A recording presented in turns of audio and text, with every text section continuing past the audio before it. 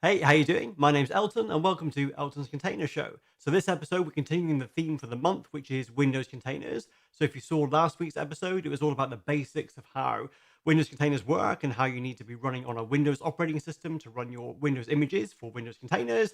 And this week, we're going to dig a little bit deeper into how you package up your Windows applications so that you can run them on Windows Server or Windows 10 in Windows container mode. So we're going to cover some of the basics of kind of how you can take a Windows base image. So Microsoft produce all these Windows Server images that you can use as the basis of your applications, how you can package your apps into a Docker image using a format you've already got. So you can take something like an MSI or a web deploy zip file, and inside your Dockerfile, you can package those things up on top of the Windows base images to run your own applications. So we'll see how to do that. It's really simple, but it's not ideal. And the next evolution of that is packaging up from source code. So using Docker multi-stage builds to package up your source code, compile it using the tools, the MS Build tools, which again you get from a Docker image that Microsoft provide, and then packaging up the compiled output into your final image. So if you're new to the series, the way this works is I get a very short talking head where I introduce the topics. I'm doing 4 episodes a week, which cover a same theme. So this theme for this month is Windows containers. Next month, we're moving on to orchestration. The month after that, something else or something else. All the information is up on GitHub, and you can get it to the website, which is eltons.show. Last sort of 30, 45 minutes, very informal, no script, no rehearsal, but all the demos that I walk through, they're all in a markdown file on GitHub. So if you want to follow this through yourself, list all the prerequisites, and you can get up and running really quickly if you want to see how this stuff works for yourself. Okay, so I'm going to switch to this camera and switch to my green screen. So while I pull that down, I'm going to run my really short, boring advert. And after that, I'll see you in about 20 seconds on that camera over there. You're watching Elton's Container Show with your host, that's me, Elton Stoneman. While I'm fiddling with my green screen, you might want to bookmark this page, eltons.show, which is where you'll find all the details of all the episodes. I go into quite a lot of depth in these shows, so if you want a primer around these technologies, I can recommend my books, Learn Docker in a Month of Lunches, and Learn Kubernetes in a Month of Lunches. And if you just want to see what I'm up to, then you can check out my blog, blog.sixside.com. And now, back to the show.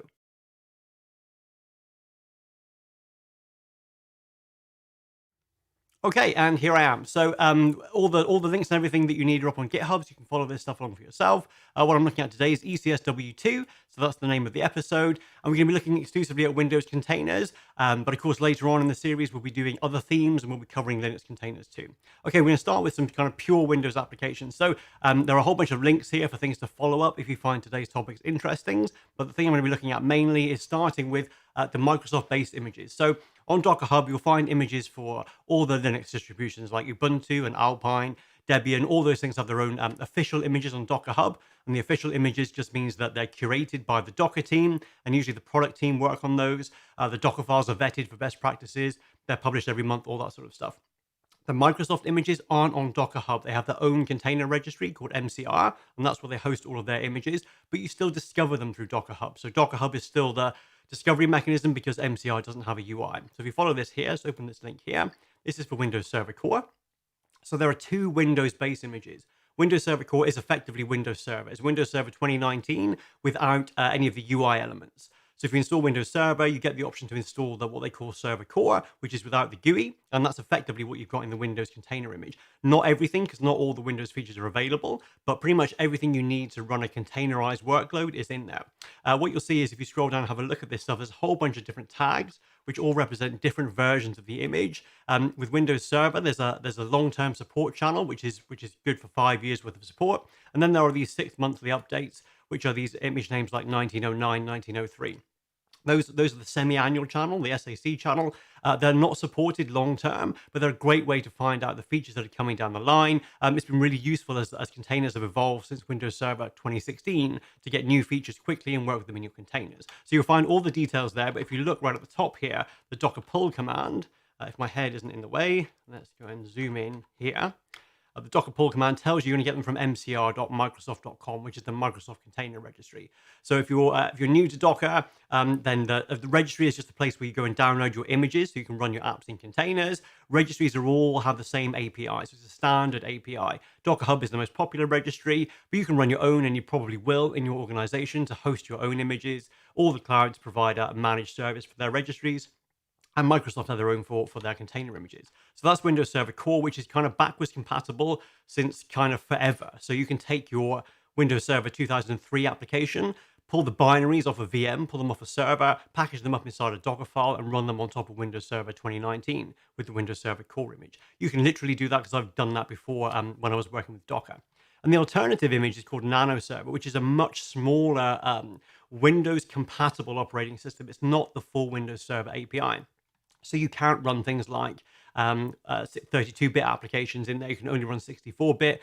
It doesn't support the full Windows API, so you can't run .NET Framework applications, but you can run a lot of cross-platform apps in there. So .NET Core, Go, Java, you can run those on Nano Server. So the basic decision when you're about to package up your Windows application is, can I run it on Nano Server? If so, do, because it's a much, much smaller operating system, much leaner to build those container images and work with them, much smaller attack surface when you're running your app in a container. And if you can't, then run in Windows Server Core, which gives you that kind of full backwards compatibility. And then Nano Server has the same sort of semi-annual channel release. So if I scroll down here, we'll see these these same container image tags. So 2004, 1903, 1909, they're the last few 6 monthly releases. Okay, cool. And then Microsoft use those images as the basis for their own images. So they package SQL Server, and they package the .NET Framework, and they package .NET Core all on top of one of those images, and those are the base image that you have to use.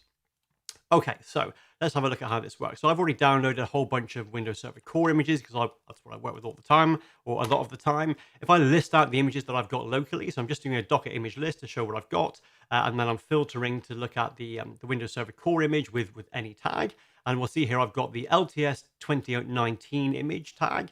That's the long-term support channel. That's your 5-year support. That's the current version of Windows Server. And then because I also work with the semi-annual channel, I've got all these pulled as well. You'll see that these are very big images if you're used to the Linux world. So compared to, say, compared to Alpine Linux, which is about 4 megabytes, the Windows Server Core long-term support branch is 5 gigabytes. Now, that's because it has that full level of backwards compatibility. So, the price you pay for being able to take your 12-year-old application and run it in a container with no changes is the fact that it's going to be bundled on top of a large image.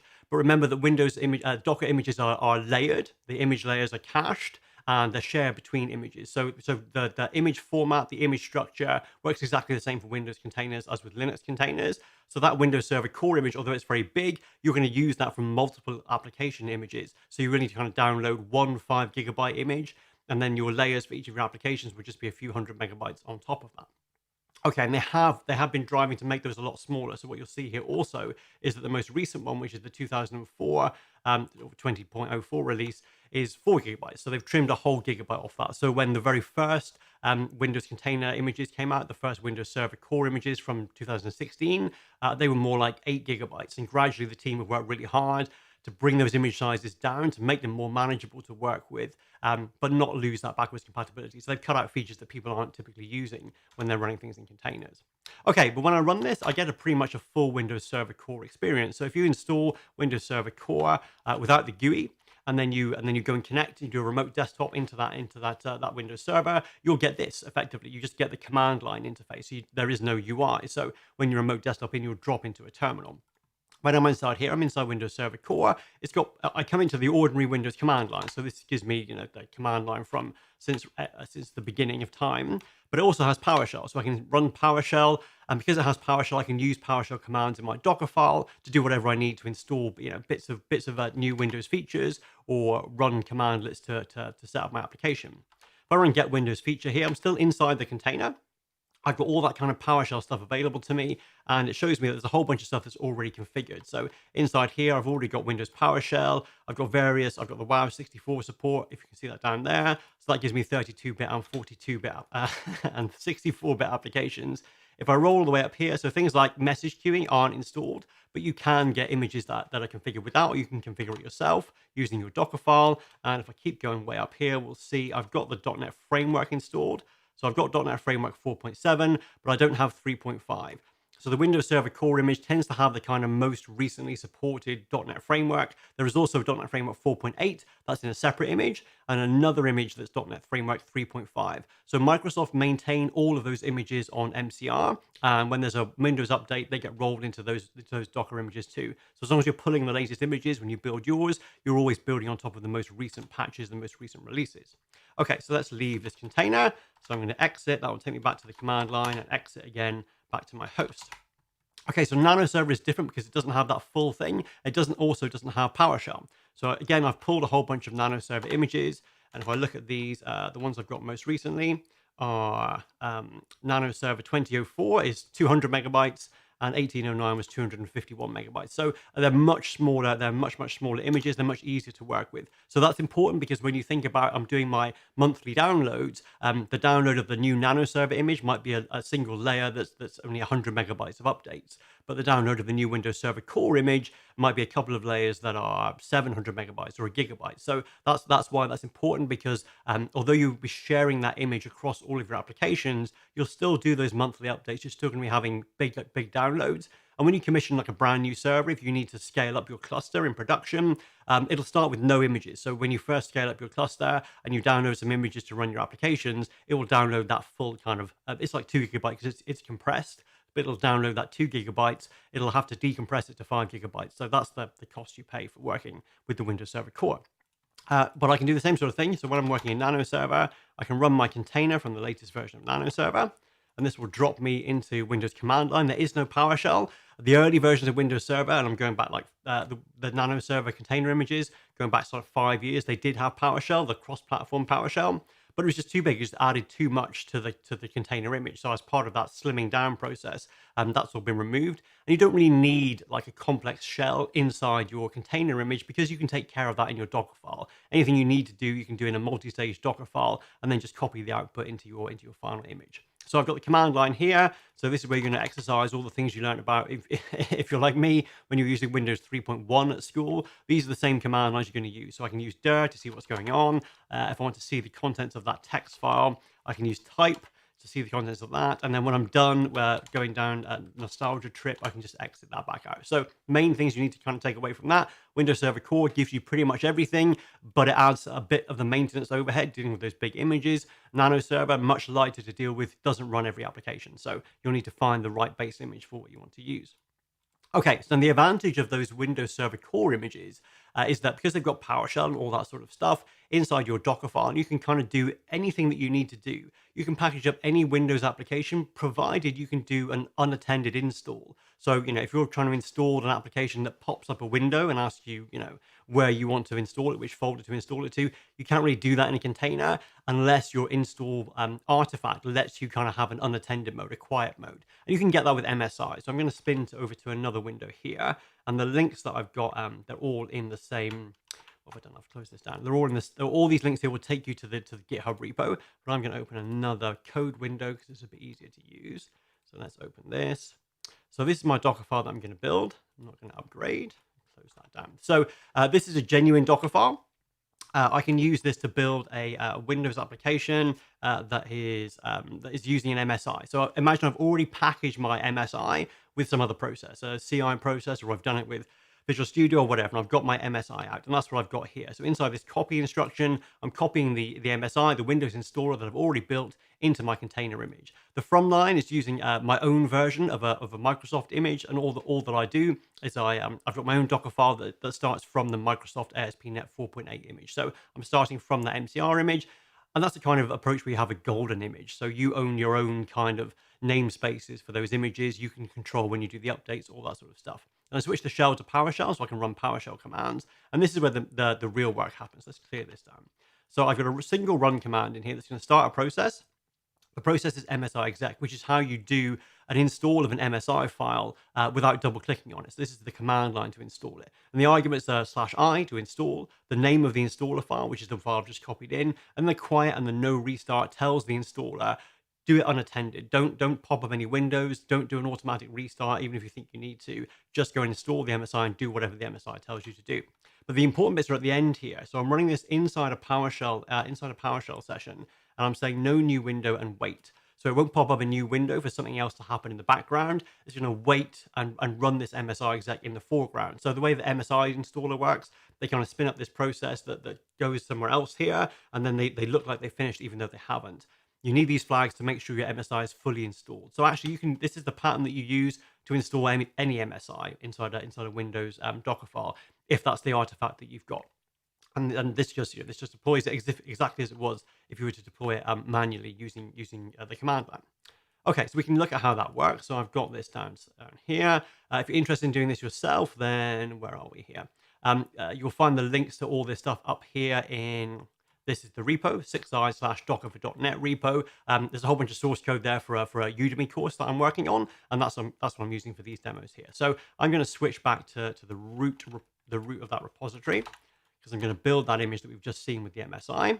So this is just the path where I've got that repo cloned. So that's the path where I am from GitHub, and I'm going to change to the directory with the Dockerfile. So this is the Dockerfile we've just looked at. I'm going to do a Docker image build. So building images for Windows exactly the same as you do with Linux. Use the Docker image build command. You give it a tag, and you tell it where the context is, the folder with all the content. I'm adding one extra thing here, which is no cache, because I've built these things before, but I want you to see what actually happens when you run it without the cache. So you can see all the steps executing, because Docker will run them all explicitly. So we see here, this is the Docker file that I've just been through. It's starting from my image, it's switching the shell to PowerShell, it's copying the MSI, and then it's running this start process. The start process with the wait flag that makes sure the MSI is fully installed. And the screen paused there while I was doing my highlighting, but it took very little time to run. And what I've got there is an image with my application deployed. Inside that MSI, it copies out a bunch of files. It's for a web application. It sets up an IIS website. All the prerequisites that the application needs, they're in that ASP.NET base image. So it's got everything that it needs to run. And now I can just execute it. So there's nothing particularly difficult about packaging up Windows applications, even if they're older Windows applications. But the MSI approach isn't ideal. So I'm going to run this container now. If I go and have a look at my container list, so if I do a docker ps, my container's up and running. It all looks kind of good. This service monitor exe, this is the process that runs inside the container image. It's a little tiny utility app that Microsoft have produced, and they bundle it with the Windows images. What it does is it watches the background Windows service. So this is an IIS application. IIS runs in the background. Docker expects a process running in the foreground. That is the container process. This is what the container process is, this service monitor. All it does is it makes sure that IIS is still running. If IIS falls over, this application will end, the utility app ends, and then the container exits, and your container platform can do something about that. So that's all that is. Okay, so I can browse to this application here, and it won't work. So I'm not going to wait the full amount of time, because I know it will fall over. What this application does is it looks for a SQL Server database. When the application starts up to deploy the database, if it doesn't already exist, there is none because I'm not running SQL Server. So it's just going to fall over, and it will show me a big yellow error screen. So we'll come back to that in a second and make sure that it really has failed. But the big problem with packaging this MSI is that I've got a whole bunch of stuff in my container image that I don't need. So the MSI format is a packaging and distribution format, but so is the Docker image. And the Docker image is a much nicer way of doing that packaging. So if I open my browser here and I'll show you how I was building that MSI. So if you're familiar with .NET and you've done these sort of things before, there's a very popular library called Wix or a system called Wix, which you can use to do these installers. And it works based on XML. This is the XML that builds the MSI. So it creates the IIS website, copies in a whole bunch of stuff, and then it copies in, because of the way MSIs work, every single file needs to have a kind of unique ID. And so this is all the content that's gone into my MSI. And it has that because MSIs allow you to do an uninstall and to do an uninstall and to do an upgrade and all that sort of stuff, which I'm never going to do inside my container. When I've got a new version of my application, I'll package a new container image. I'll throw away the old container and start a new one. So all this extra stuff, which makes it harder to maintain, it means I have to have two sets of tools. So I need to have this Wix toolset installed to be able to build the MSI, and then I need the Docker installed to package it all up. And then finally, inside my container image, I've got all this stuff inside the MSI database, how to do an upgrade and how to do an uninstall that I'm never going to do. So it adds all that overhead, which we don't actually need. If I go back to my application here, it's failed, and I can't really find out why it's failed. So my Dockerfile doesn't tell me anything useful. Remember, your Dockerfile really is the installation steps for your application component, but all it does is says run the MSI, so I can't see which folder my application has been deployed to, so I can't go and look at the config files. I need to step back to that MSI stuff in order to find my way through. So this is why it's not ideal.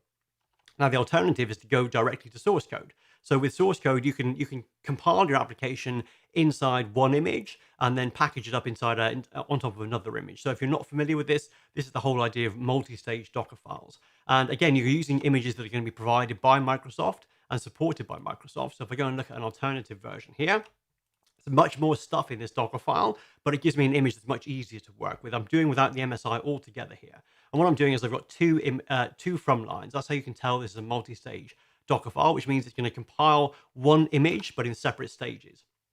The first stage there is called the builder stage. This is using the .NET Framework SDK. So this is an image from Microsoft. It's built on top of Windows Server Core. So there's a Windows Server Core image. Then there's the .NET 4.8 image. On top of that is the SDK image, which includes MS Build and NuGet and the whole software developer kit. So everything you need to package up your application. So this has got, effectively, this is my build server. I no longer need to have any of that stuff installed on a server somewhere. I don't need a Windows Server machine with Visual Studio installed because everything I need to build my app is inside this SDK image. And then what I do is I copy in, I build in two steps. So I copy in all the files which describe the dependencies for my application. So all those NuGet dependencies. Some of my libraries are .NET Core, and in .NET Core, it's the CS proj file that lists out the dependencies. Some of my application components are .NET Framework, and .NET Framework, they have packages.config. I copy in those individual files one at a time, and then I run the NuGet restore. And the reason I do that is to make use of the Docker cache. So as you're building up your Docker images, it uses the layer cache. Every instruction that comes in the Docker file, Docker generates a hash to see whether there's an exact match for that image layer already. And if there is, then it doesn't need to go and execute the instruction. It can just reuse the layer from the cache. So I change code a lot more frequently than I change dependencies. So as I'm working on my application, I'm doing a Docker build locally. I'm not going to go and do the NuGet restore step every single time unless one of these files has changed. So if one of these files changes, then the cache gets broken and the NuGet step will run again. But if they're all unchanged, then we come down to this section here. The NuGet restore comes from the cache, so I don't need to go and do that 2-minute or 5-minute download to get all my dependencies. I copy in the rest of the source code folder and I run the MS build. And so these are just the same sort of commands you'll run inside your build batch script files or your whatever CI scripts you've got. But we're putting them inside the Docker file here, which means I don't have any dependencies to build this application. I just need to clone the repo and have Docker installed. I don't even need the .NET Framework. I can just package everything up using the container images. They've got all the things that I need. So that's the first stage, which is the builder stage. Now, the second stage starts from a completely different image, which is the runtime image. So I've talked before at great length about picking the right runtime image for your application that gives you all your prerequisites, but nothing extra, no additional stuff that brings its own potential security flaws and adds to download times and build times. So the minimum I need for this application is the ASP.NET, which gives me IIS and ASP.NET 4.8 and everything configured, ready to run. So I'm switching to PowerShell again so I can run my commands in PowerShell. And then I'm just tidying things up a little bit. So I'm capturing an environment variable, which is the folder where my application is going to live. Rather than hard coding that and using it in several places, I've got a variable that I use in here. So I create that directory, and then I run a PowerShell command to create the IIS website. So I'm saying I'm creating myself a new web application inside the default website. This is going to be called /app, and the physical path, that's where you're going to find the content, which is that application root variable. And then I copy in all that content from the builder stage. So it's the same copy command, but the from flag tells me I'm getting it from a different stage in my Docker image, or it could be a completely different Docker image. I can have from and then name an image on Docker Hub. Then I copy the compiled output into my web application root. So stage 1 compiles and builds the app using the SDK. Stage 2 is packaged on top of the runtime, and it just copies in the binaries and the content from the builder stage. So my final application image will only have what's in the final stage. It doesn't bring in any of the MS build tools or anything like that. That's only used in the first stage, and the final stage only has what's explicitly brought in here. Okay, so that kind of works in the same way. It's still going to build, it's actually the same source code as my MSI, but now I don't need all that chunks of XML describing the bits and pieces. I don't need the MSI. I don't need a separate tool set to build the MSI. I just need Docker to run all this stuff. So I'm going to switch back to the root of that repo, and I'm going to do a Docker image build command. Let's make this a little bit bigger. Same image build command effectively, but I'm using the Docker file that we've just looked at, and I'm pointing I'm starting at the root, so I'm using the whole root directory that contains the source folder, and I'm pointing Docker to the Docker file. I'm using no cache again, so we can see how all this runs through. So it's going to send all my Docker context over. You can see each individual file being copied in there. So all the package.config, all the CS proj files, and then it's going to run the NuGet restore step. This is the bit that takes a while. This is the bit that I want to take advantage of the cache. So it takes a kind of couple of minutes maybe to do a download of all the dependencies for a big-ish application. And that will happen every time you run your build, unless you structure your Dockerfile correctly to make the best use of the cache. And this is all this is about, optimizing your Dockerfile to make sure that when you run your builds, they run as quickly as possible, so that when you run them on your automated environment, they finish as quickly as possible. The image size is as small as possible, and you're sharing as many layers with the previous build as possible. So the goal is that every time someone pushes a change, you can run your automated build, it finishes quickly, and you can store those images for every single build, because the diff between images, the size difference between images, is very small, because it's only the binaries that have changed between each application build. Okay, so now we get into the MS build stuff. If I scroll up here, you'll see this is all the output you would get from Visual Studio when you built a web project, and ultimately it produces that published websites folder with all my content and all my binaries and everything to run my app. And then we get to the second stage here, where it's starting from the ASP.NET image. It sets up all my application route and all that sort of stuff. And finally, it's completed and everything's ready to go. So it took a few minutes while I was talking around it, but actually it was still pretty fast. I've got my complete application packaged and built. All I needed was the source code and Docker desktop, because I'm running on Windows 10, but this also works on Windows Server, so I can have a Windows Server machine doing exactly the same thing. Okay, so let's clear this down. We'll run it again, run my Windows container, but we'll run the SQL Server this time. So I'm going to run my SQL Server that the application will use. Inside the app config, it's using this signup db dev01 is the expected SQL name. So imagine that inside my source code, I was using the shared dev server, the shared dev database. I can create a container with that name, and my application container will find it. So I'm going to run my application container. This is the one I've just built. Nothing special here. Detached, publishing the port, giving it a name, and this is the application image that I've just built. So that's going to run in the background now. So one difference between Windows containers and Linux containers is that by default, when you run a Windows container, it will connect to the Docker network called NAT, Network Address Translation, which is created by default when you install Docker on Windows. So if I clear this down and have a look at a Docker network list, and I haven't got the notes for this, you can have to live with me typing.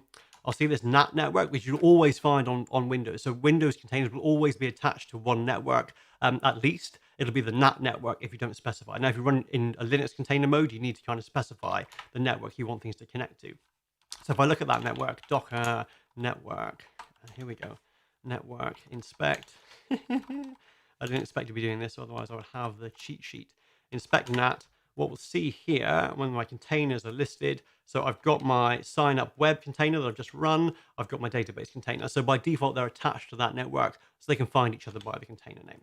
Okay, so let's clear this down. And now if I browse to this time it will work. It'll take a few seconds because it's going to connect to SQL Server. It'll find it this time because they're on that same Docker network. But it finds it's an empty database. So when I create that SQL Server container, it's a completely empty initialized version of SQL Server. And this app connects. It creates the database schema using Entity Framework. When I go and click this button, these drop downs come from reference data in the database. So this must be working correctly. And this is all up and running now. So this could be, you can use the same approach to build older applications, because that .NET SDK image that Microsoft provide, it has the targeting packs for older versions of .NET Framework. So I can have a .NET Framework 3.5 app or a 2 application from source code and build it inside here. If I don't have the source code, I can use the alternative of taking my zip file or my MSI and deploying it in the way that we saw previously. Okay, so that's my .NET Framework app. Really quick tour of the fact that Microsoft produced those SDK images and those runtime images. You can use that multi-stage build pattern for whatever kind of flavor of application you've got, really, of .NET application. So there are .NET 3.5 images, there's WCF images. You can take pretty much anything and package it up in the same sort of way. And the same pattern applies to .NET Core. So again, Microsoft provide the SDK image with the build tools and the runtime image, which you can use to package your application on top of. So if I switch back to my other screen, and here's a similar Docker file. This is for a .NET Core application. Same deal for .NET 5, which is coming very shortly. This is .NET 3.1, which is the long-term support version. And again, it's from mcr.microsoft.com. It's the .NET Core SDK. This is version 3.1. Pattern is exactly the same. So I'm copying in my CS proj files, which contain all my reference data lists, all my dependency lists, and then I'm running my .NET restore. So different tools for .NET Core, same practice, same principles.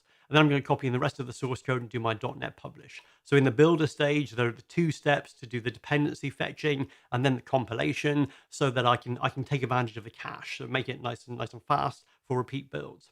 And then the final stage here, excuse me, it starts from the .NET Core ASP.NET image. So this has got the .NET Core framework, the runtime, and also the web runtime. So I can run ASP.NET Core web applications or web APIs based on this image. It exposes the port, so I know that Docker knows that there's something listing on port 80. Sets up the entry point to be .NET. So .NET Core applications always run as a console app. So the .NET application runs and you give it the binary you want it to run.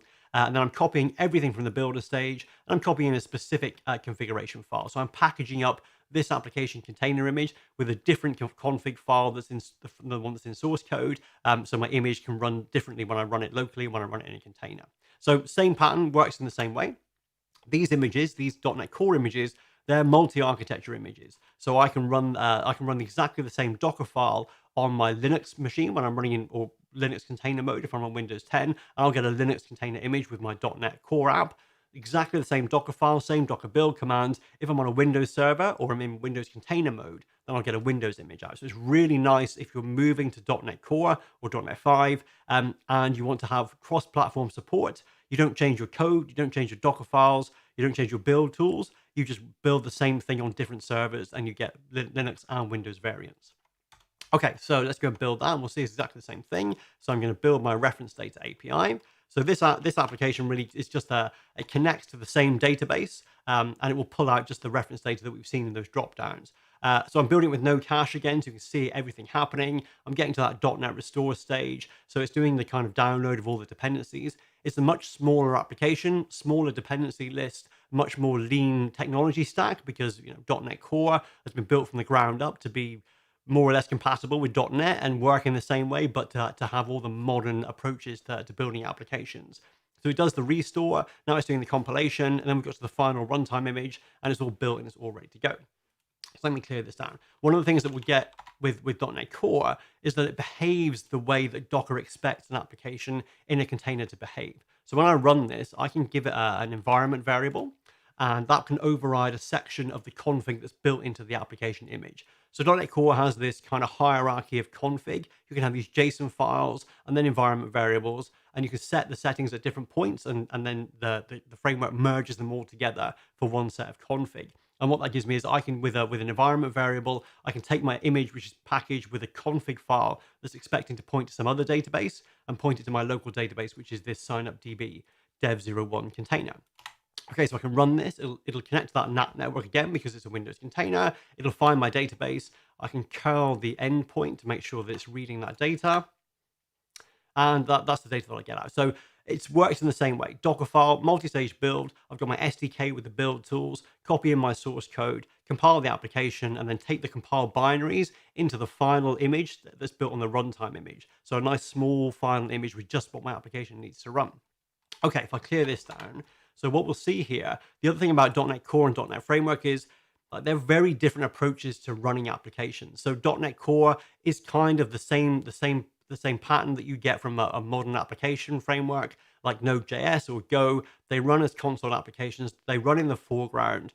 The output that comes from logs comes out into the standard output stream, which is where Docker's looking. So Docker can see those container logs. So if I look at the logs from my API, and I can see this is what comes out of my application. So it's executing the SQL query. It shows me the debug level logs and the info level logs. And also if I look at the top to see what the processes are, then what I'll see is there's a whole bunch of stuff in here. Let me expand this. There's a whole bunch of stuff in here which is background processes. So Windows, this is built on Nano Server. The .NET Core runtime image is built on Nano Server in Windows. It's built on Debian Slim if you use the Linux variant. I've got these background Windows services that are bringing parts of the operating system, but the .NET .exe is what's actually running my application. That's where the logs are coming out. That's where Docker's looking for the logs. So it works the way that Docker expects the application to work. The .NET Framework app is different because if I look at the logs here for my web application, there's nothing there because it's an IIS application. So the foreground process isn't my actual application process. That's the ASP.NET worker process that's buried somewhere that's writing logs into it happens to be writing logs into a file. So if I look at the top again here, there are a few more service hosts because there are a lot more background processes in the Windows Server core image. And then I've got my W3 WP process, which is what's actually running my application. Now, there's no standard output stream. There's no console logs coming from that application process because that's just the host for my own application. My app is configured to write log entries to a log file, and Docker knows nothing about that. Now, you can package up your Dockerfile in a kind of more advanced way to go and pull those log entries out and relay them back to Docker. And that's all kind of the next stage of advancing your Dockerfile and extending it so that your .NET Framework applications work in the same way as your .NET Core applications. So you don't need to change code to make that happen, to make your applications good citizens for Docker. You just need to change the way you package them up in your Dockerfile. So your Dockerfile gets a little bit more complex. There are a few more moving parts in your application image. But what that means is at least the complexity is within your Dockerfile. So you can see exactly what's happening, exactly how your app's being compiled. And it's not super complicated. You know, you can just start your application with a script, and inside that script, it monitors your log file and relays the logs back out to Docker. So I'm making it sound more complex than it actually is. Okay, so these multi-stage builds are really good because they are super portable. So all you need is something that can run Docker. So for these applications, I've got some builds set up using GitHub Actions. GitHub Actions are kind of free unless you need tons and tons of hours of builds. When you run your GitHub Actions, when you run your workflow, you specify the machine you need it to run on. So in this case, this is building some Windows container images. The build will run every time I push a file, so up to GitHub, and it will also run on a schedule during the day. So this will run kind of whenever I need it to, and it's using Windows 2019. And this Windows 29 runner has got Docker installed. It's got Docker for Windows installed. So inside my build, all I do is I do a Docker compose build with a compose file that lists out all of my Windows images that I want to build, and then a Docker compose push. And then in order to authenticate with Docker Hub, I've got some secrets that are set up in my GitHub Actions. And that's literally it. So if I was using Jenkins instead of GitHub, then I would just have a Jenkins file, which looked pretty much exactly the same. The structure's different because Jenkins files have a different syntax, but I would still use all the logics inside my Docker Compose files and my Docker files. And the same with the Linux variant here. So I built some Linux images for .NET. Oh, so this is the Docker Compose file. So the Docker Compose file here that's being used inside that GitHub workflow, it's just got for each of these images that I build, it's got the image name, and the build instructions tell Docker where to go and find the Docker file and where to find the folder that builds everything, the Docker context. So that's the same for Windows and Linux as well. So Docker Compose, the syntax is the same. I can put on all those build details. So I can do a Docker Compose build, and it will compile all my applications, package them all up. Doesn't need to have anything installed on the server. You don't need a specific version of .NET or Visual Studio. Everything you need is packaged inside those Docker images. Okay, so let's go back here to my notes. Okay, and that's about it. So hopefully that's giving you a flavor of what you can do here. So you can pretty much take any old applications and you can package them up to run in Windows. You just got to make the right choice of what your base image is. So when I worked for Docker, we had a tool that we used to use with clients that would scrape a whole bunch of binaries from your Windows virtual machines and package them up to run generate a Docker file for you to package them up to run into an image. And that's used in a lot of clients. So we know that you can take things like Windows Server 2008 applications. If you don't have the source code and you want to take that app from the data center and run it in the cloud, you can just pull out all the binaries, put them into a Docker file, build it into a Docker image, and run it on top of Windows Server 2019. And you've gone straight from an old unsupported version of Windows to the latest supported version, which every time you build your Docker image using that same automated workflow, you'll get all the latest patches, all the latest updates. So it's a really nice way to kind of bring that application into the future and run it in the cloud, run it in Kubernetes without having to rewrite the application and go back to the source code. Okay, and that's what we'll be talking about next week. So next week, ECS-W3, we're going to look at how we can take these applications that we've built and packaged up in Windows images and see what we can do with them, see how we run them in the cloud. And that's what that's the end goal that a lot of the clients that I work with now, they know they've got applications that are kind of running on an unsupported platform. So either their own data center or a hosted data center that doesn't really give them what they need. They want the flexibility of running them in the cloud, and they want to maybe run these old applications in Kubernetes or in a managed container platform. And that's exactly what you can do. So when you've packaged up your applications to run in Windows images, you can spin up a Kubernetes cluster that has some Windows servers, or you can run them directly in Azure using the Azure container instances and run those containers directly without having to manage the machines yourself. And that's what we're going to be looking at next week. So hopefully that's been useful for you. So remember, I'm doing these every week now, and each month is a different theme. I've got 2 more episodes about Windows containers, so we're going to look at how you run these things in the cloud next week. And then the final week, we're going to go a bit more detail into how the versioning works and how the runtime works around Windows containers. So I hope today's been useful. I hope to see you again next week, and thanks very much for joining.